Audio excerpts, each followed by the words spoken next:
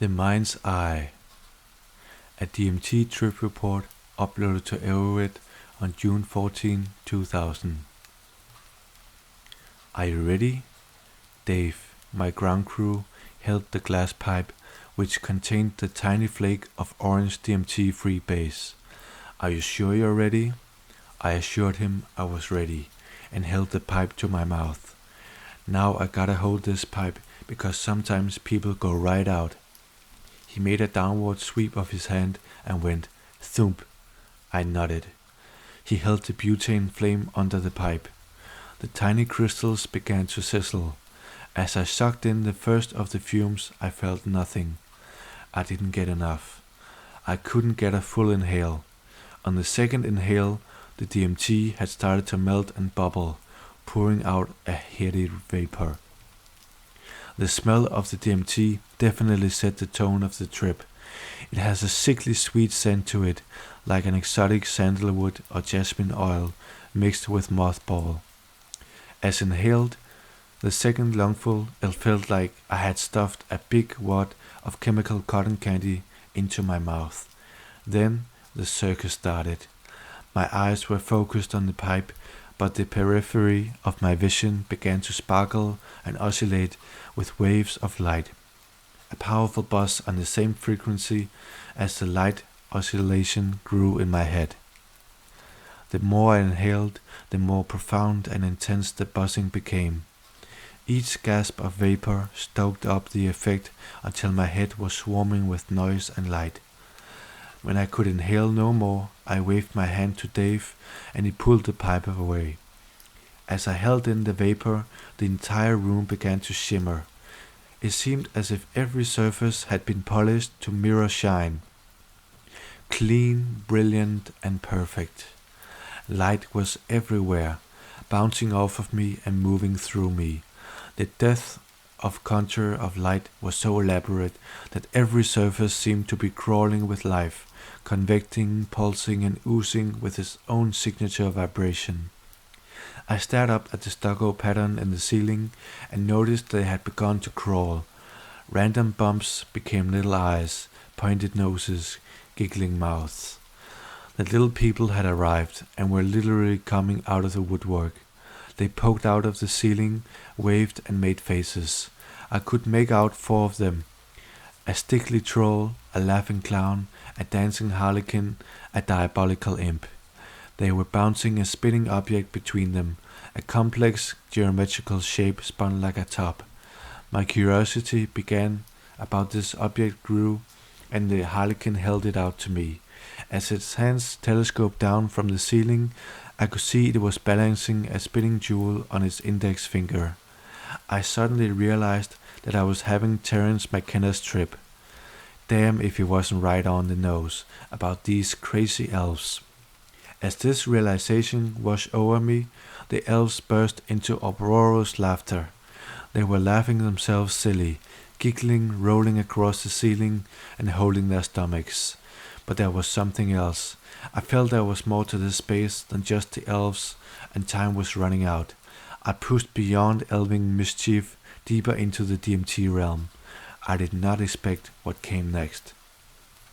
Dave had put on some music before sending me up, a tribal thing with lots of drumming and grunting.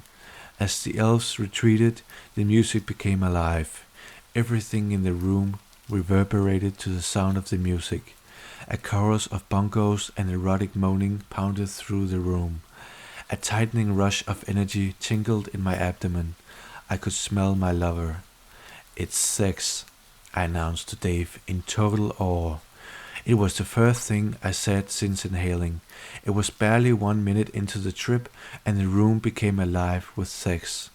Images of nude bodies entangled in tantric frenzy filled every spot I looked. Pictures of mushrooms became ejaculating penises. The smooth curve of a beer bottle became my lover's ass.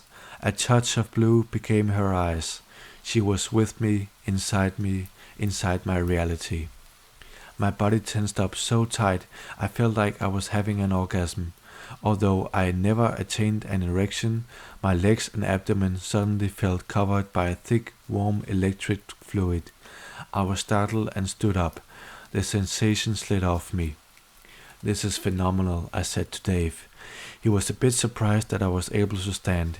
He nodded and smiled, not wanting to project on my trip.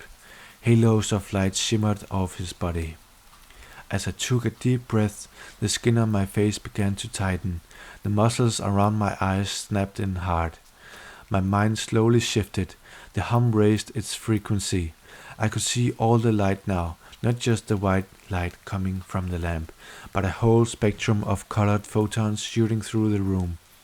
I felt like I was in the center of a great jewel. My jaw creaked open and cracked. I stretched out the muscles and tendons. My ears popped. Every surface in the room suddenly had infinite depth. Any surface that reflected light, the glossy poster, the picture frame, the sleek postcard, appeared as a window into a swirling dimension and beyond. As I examined the surface of the poster, holographic images appeared, spun and changed at every angle. It was like gazing into an object I had as a child, a small reflective button covered with tiny plastic ridges. If held at one angle, an image of a smiling clown would appear. Held the other way, it was the same face, but crying. Turn the button in a 45-degree arc, and the face goes happy, sad, happy, sad, happy. Beneath the surface of the poster, I could see a slowly but constantly convecting fluid. This, I perceived, was matter in its true state, continually reinventing itself, crystallizing from the inside out in all directions at once and melting away at the surface.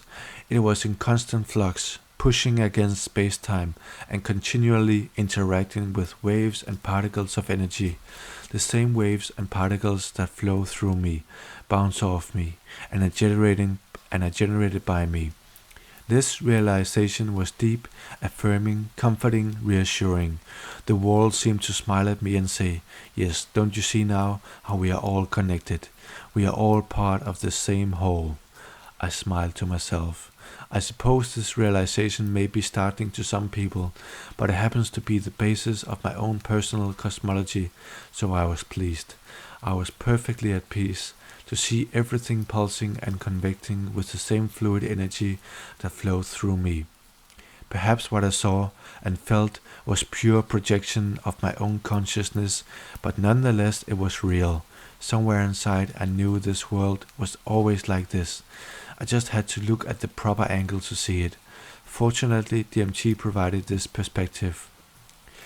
I intuitively felt that the DMT had somehow sped up my brain's sensory processes. Light and sound waves broke out of their macroscopic patterns and could be sensed at quantum levels. Frequencies not normally accessible to human range were suddenly tangible. My most intense hallucinations followed the tightening of my face and eye, leading me to believe that an actual physical alteration in the sensory mechanics was being made, a fourth-dimensional focusing of some kind. Just past the 5-minute mark, I started to come down. I felt energized, electric, fully focused and awake for perhaps the first time in my life. I smoked DMT at approximately 1 a.m.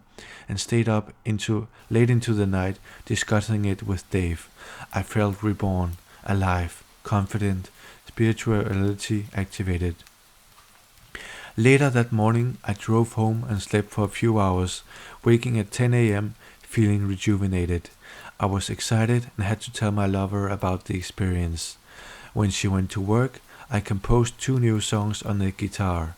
When she returned that afternoon, we made love for hours. Thunder crashed outside, lightning filled the room. I felt more a part of her than ever before.